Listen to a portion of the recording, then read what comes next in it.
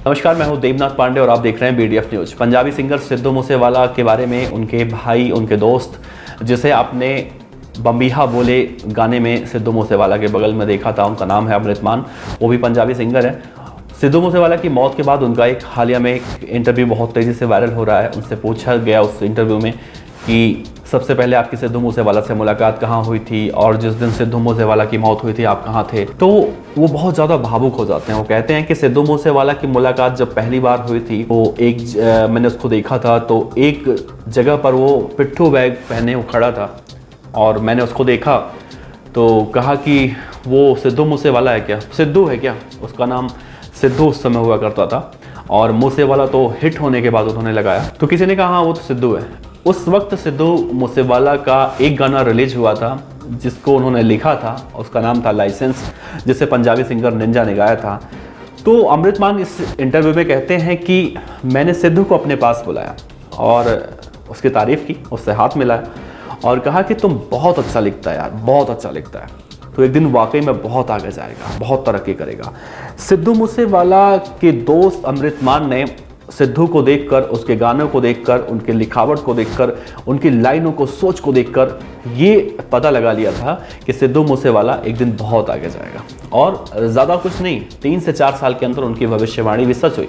सिद्धू मूसेवाला न सिर्फ आगे गए बल्कि बम्बीहा बोले गाने में भी अमृत मान के साथ उन्होंने काम किया और ये गाना इतना ज़्यादा हिट हुआ कि यही गाना सिद्धू मूसेवाला की मौत की असल वजह भी बना।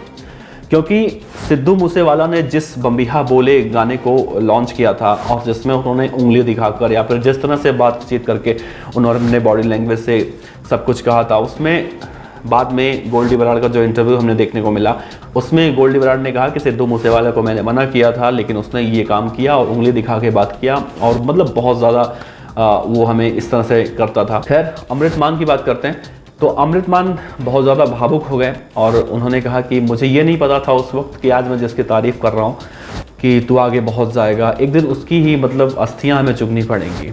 जब सवाल किया गया अमृत मान से कि जब सिद्धू मूसेवाला की मौत हुई तब आप कहाँ थे उस समय, तो उन्होंने कहा कि मैं उस समय इंग्लैंड में था और जैसे ही ये खबर मैंने सुनी एकदम से मतलब अजीब सा धक सा, जिससे लगा कि मतलब क्या हो गया है, पूरा शून्य पड़ गया मैं एकदम से।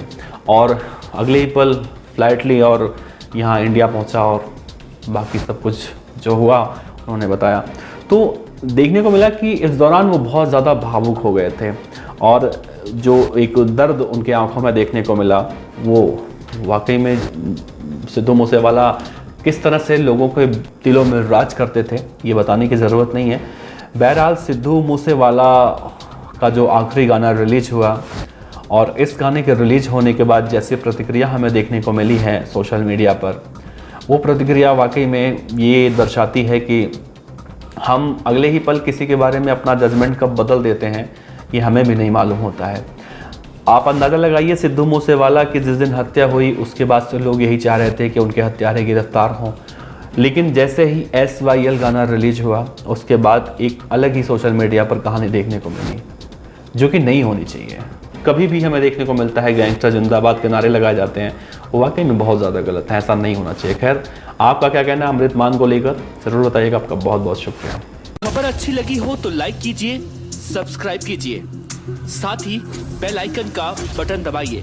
बीडीएफ न्यूज की खबरें सबसे पहले देखने के लिए।